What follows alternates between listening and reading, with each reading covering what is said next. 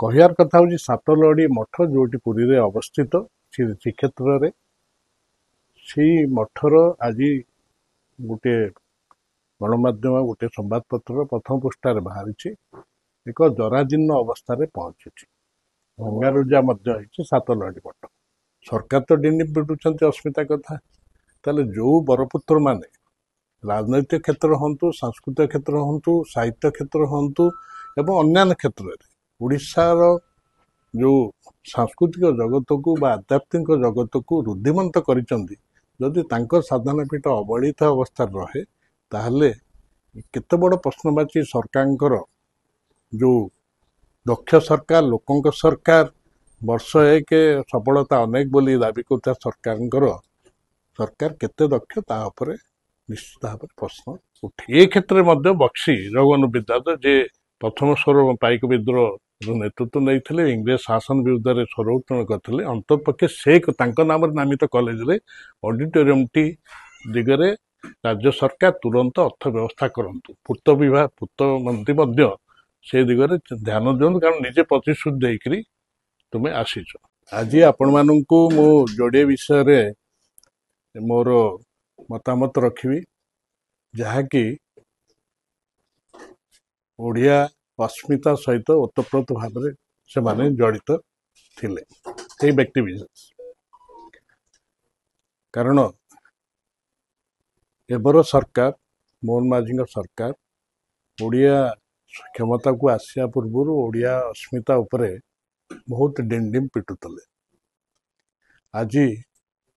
ଏଇ ଯେଉଁ ଦୁଇ ଜଣ ବିରଳ ବ୍ୟକ୍ତିତ୍ୱ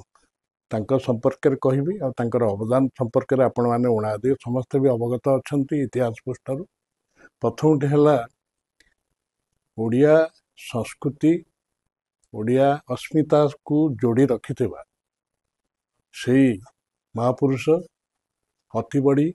ଜଗନ୍ନାଥ ଦାସ। ଆପଣମାନେ ସମସ୍ତେ ଜାଣନ୍ତି ଭାଗବତ ପାରାୟଣ, ଭାଗବତ ସପ୍ତାହ, ଏ ସବୁଗୁଡ଼ିକ ଅତିବଡ଼ି ଜଗନ୍ନାଥ ଦାସଙ୍କ ଦ୍ୱାରା ରଚିତ ଓଡ଼ିଆ ଭାଗବତ, ଯାହାକି ଓଡ଼ିଶାର ପୁରପଲ୍ଲୀରେ ବିଭିନ୍ନ ଭାଗବତ ଟୁଙ୍ଗିରେ ପଢ଼ାଯାଏ। ଏବଂ ଆପଣ ଜାଣିଛନ୍ତି ଯେ ତାଙ୍କର ଗ୍ରାମ କପିଳେଶ୍ୱର, ଯାହାକି ବ୍ରହ୍ମଗିରି ନିର୍ବାଚନ ମଣ୍ଡଳୀରେ ଅବସ୍ଥିତ। ଏବେର ମାନ୍ୟବର ବିରୋଧୀ ଦଳ ନେତା ପୂର୍ବତନ ମୁଖ୍ୟମନ୍ତ୍ରୀ ନବୀନ ପଟ୍ଟନାୟକଙ୍କ ସମୟରେ 2014ରୁ 2019 ଭିତରେ ନବକଳେବର ସମୟରେ ମଧ୍ୟ ନିଷ୍ପତ୍ତି ହେଇଥିଲା ଯେ ତାଙ୍କର ଗ୍ରାମ କପିଳେଶ୍ୱରରେ ଗୋଟିଏ ତୋରଣ ହେବ ଏବଂ ଗୋଟିଏ ବ୍ୟାଖ୍ୟାନ କେନ୍ଦ୍ର ମଧ୍ୟ ହେବ ତାଙ୍କର କଥା। ଏବଂ ତୋରଣ ଦିଗରେ ମଧ୍ୟ ପଦକ୍ଷେପ ନିଆଯାଇଥିଲା, କାମ ବି ହେଇଛି। କିନ୍ତୁ ତାଙ୍କର ସାଧନା ପୀଠ ସେଇଠି ହେଉଛି ସାତଲହଡ଼ି ମଠ। ପୁରୀ ଆପଣ ସମସ୍ତେ ଜାଣିଛନ୍ତି ସାତଲହଡ଼ି ମଠ ହେଉଥିଲା ଅତିବଡ଼ି ଜଗନ୍ନାଥ ଦାସଙ୍କର ସାଧନା ପୀଠ ଥିଲା। ଏପରିକି ରଥଯାତ୍ରା ସହିତ ଥରେ କୌଣସି ଏକ ଘଟଣାକୁ କେନ୍ଦ୍ର କରି ସିଏ ମନଉଣା କରି ରାଜାଙ୍କ ଉପରେ ବାଲିର ରଥ ତିଆରି କରିଥିଲେ। ସିଏ ପରବର୍ତ୍ତୀ କାଳରେ ଠାକୁର ଚାଲିଥିଲେ। କହିବାର କଥା ହେଉଛି ସାତଲହଡ଼ି ମଠ ଯେଉଁଠି ପୁରୀରେ ଅବସ୍ଥିତ ଶ୍ରୀକ୍ଷେତ୍ରରେ, ସେଇ ମଠର ଆଜି ଗୋଟିଏ ଗଣମାଧ୍ୟମ ଗୋଟିଏ ସମ୍ବାଦପତ୍ରର ପ୍ରଥମ ପୃଷ୍ଠାରେ ବାହାରିଛି ଏକ ଜରାଜୀର୍ଣ୍ଣ ଅବସ୍ଥାରେ ପହଞ୍ଚିଛି। ଭଙ୍ଗାରୁଜା ମଧ୍ୟ ହେଇଛି ସାତଲହଡ଼ି ମଠ। ଏବଂ ସେଇ ସାତଲହଡ଼ି ମଠର ପୁନରୁଦ୍ଧାର ପାଇଁ ନବୀନ ସରକାର ମଧ୍ୟ ଅର୍ଥର ବ୍ୟବସ୍ଥା କରିଥିଲେ, ଯେହେତୁ ଇଏ ଓଡ଼ିଆ ଅସ୍ମିତା ସହିତ, ଓଡ଼ିଆ ସଂସ୍କୃତି ସହିତ ଓତପ୍ରୋତ ଭାବେ ଜଡ଼ିତ। ଆଜି ସେଇ ସମ୍ବାଦଟି ଦୃଷ୍ଟିଗୋଚର ହେଲା ଫଳରେ ନିଶ୍ଚିତ ଭାବେ ମୁଁ କାହିଁକି ଓଡ଼ିଶାର ଅନେକ ଲୋକଙ୍କୁ ବ୍ୟଥିତ କରିଥିବ। କାରଣ ସେଇ ସମୟରେ ନବୀନଙ୍କ ସରକାର ସମୟରେ ଭାଗବତ ଟୁଙ୍ଗିର ପୁନରୁଦ୍ଧାର ପାଇଁ ଯାହା ପ୍ରଥମରେ 25,000 ଟଙ୍କା ଥିଲା ତାକୁ 50,000 ଟଙ୍କା ବୃଦ୍ଧି କରିଥିଲେ ଏବଂ ଗୋଟିଏ ସାହିତ୍ୟ ଏକାଡେମୀ ଦ୍ୱାରା ସଂକଳିତ ଭାଗବତ ପୁସ୍ତକଟିକି ପ୍ରତି ଭାଗବତ ଟୁଙ୍ଗି ଦିଆଯିବାର ବ୍ୟବସ୍ଥା ଥିଲା ଏବଂ ଗୋଟିଏ ମାଇକ୍ ସେଟ୍ ମଧ୍ୟ ଦିଆଯାଇଥିଲା। ଆଜି ଏ ସାତଲହଡ଼ି ମଠକୁ ଦେଖିଲା ପରେ ଯେଉଁ ଚିତ୍ର ପ୍ରକାଶ ପାଇଛି ଆଉ ସମ୍ବାଦ ପ୍ରକାଶ ପାଇଛି, ସିଏ ନିଶ୍ଚିତ ଭାବେ प्रत्येक ओडिया मन को आघात दब ये संस्कृति सहित जड़ित और अस्मिता सहित जड़ित ये प्रश्नबाची सृष्टि होउछि सरकार तो डिनी पिटुंट अस्मिता कथा ताले जो बरपुत्र माने राजनैतिक क्षेत्र हूँ सांस्कृतिक क्षेत्र हूँ साहित्य क्षेत्र हूँ एवं अन्य क्षेत्र में ओडिशार जो सांस्कृतिक जगत को आध्यात्मिक जगत को रुद्धिमंत करिसेंती जदि तांकर साधना पीठ अवहेलित अवस्था रहे ताहले केते बड़ प्रश्नवाची सरकार जो दक्ष सरकार लोकंक सरकार वर्ष एक सफलता अनेक बोली दाबी करता सरकार केते दक्ष ता उपरे निश्चित भाव प्रश्न उठिब अंतत पाके सेमाने निजर आत्मसमीक्षा करंतु जे एइभली बरपुत्र मानक साधना पीठ को कहीं पुणी श्रीक्षेत्र में जोटे नवीन पट्टनायक जो श्रीक्षेत्र परिक्रमा से करुले से अवहेलित ये एक महापात्र जी पाइक विद्रोह अग्रणी नेतृत्व नहीं 1817 जहाँ को एबे नहीं पाइक विद्रोह किभली स्थान पाई नहीं सब प्रकार प्रतिश्रुति सत्वे परवर्ती दिगला सफेई आम परवर्ती एडिशन रे आसो बोली आपण समझ जानते 1817 जार 200 वर्ष पूर्ति नवीन बाबू करते गड़खोर्धाठारे तांकरी नाम नामित ओडिशार अग्रणी कॉलेज बा शिक्षानुष्ठान उच्च महाविद्यालय बक्सी जगबंधु विद्याधर कॉलेज सेठी आमे मुझे छात्र थी बीजेपी कॉलेज तत्कालीन सेतल सभापति स्वर्गत हेमंत गजेन्द्र छात्र यूनियन सभापति थे आमे विभिन्न स्थान रे जहाँ कहती विभिन्न व्यक्तिविशेष को ये करी पहुँची किसी अर्थ से साहाय्य करते 21,000 टंकार बक्सिंग स्टाच्यूटी होता बीजेपी कॉलेज प्राक्तन छात्र माने एवं छात्र माने जानी से कॉलेज रे गोटे ऑडिटोरियम करार आवश्यकता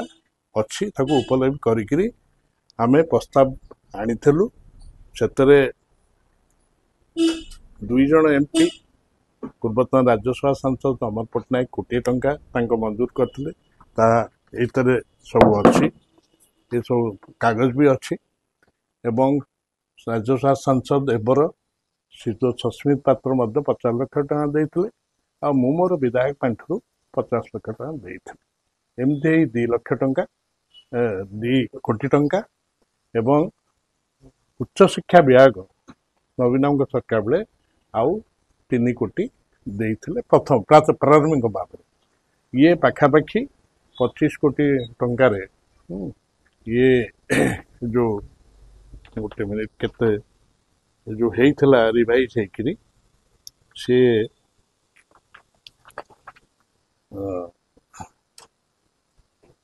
एटा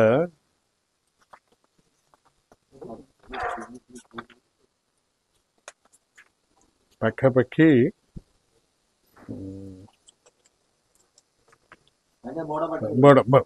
पाखापाखि 8 कोटी रु ऊर्ध्व टंका ये मंजूर माने अटकल होता 5 कोटी टंका व्यवस्था विधायक पार्टी सांसद पार्टी एवं सरकार उच्च शिक्षा विभाग अनुदान नवीन सरकार बेले दिखाई किंतु दुर्भाग्यर कथा जे एपर्यंत से ऑडिटोरियम जहाँ कि 600 सीट बेसिस आसन विशिष्ट हबार थिला एवं उच्च शिक्षा विभाग सचिव अरविंद अग्रवाल भी जाइए आम भी जाइलु किंतु सी एपर्यंत रूपरेख किसी नेला नाई दुखर विषय एबर मान्यवर पूर्तमंत्री श्री पृथ्वीराज हरिचंदन मध्य से कॉलेज छात्र थिले एवं सी भी जाइए जो बीजेपी फ्रेंड्स जो गत वर्ष कार्यक्रम जो वार्षिक कार्यक्रम हुए से उपस्थित थिले एवं सब प्रकार प्रतिश्रुति देते बोली मुझे शुणा पाई जे से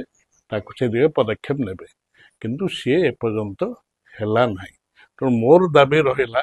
सातलड़ी मठर तो पुनरुद्धार करा जो तुरंत पदक्षेप नियंतु संस्कृति विभाग न हो ओडिया भाषा सहित संस्कृत न हो सरकार नियंतु एवं ये क्षेत्र में बक्सी जगबंधु विद्याधर जे प्रथम स्वर पाइक विद्रोह नेतृत्व नहीं इंग्रेज शासन विरुद्ध में स्वर उत्तोलन करते अंतपक्षे से नाम नामित कॉलेज रे ऑडिटोरियम टी दिगरे राज्य सरकार तुरंत अर्थ व्यवस्था करंतु पूर्त विभाग पूर्त मंत्री मध्य से दिगरे ध्यान दियंतु कारण निजे प्रतिश्रुति देकरी तुम्हें आसीच है जहाँ ए साधव तुम वाक्य तु ही रक्षा कर तेणु मोर ए दीटी जिनस ओडिया अस्मिता सहित संपुक्त अंततपक्षे अस्मिता डिंडिम पिटुवा सरकार अस्मिता केमती रही पार भल भाव से दिगरे पदक्षेप नियंतु।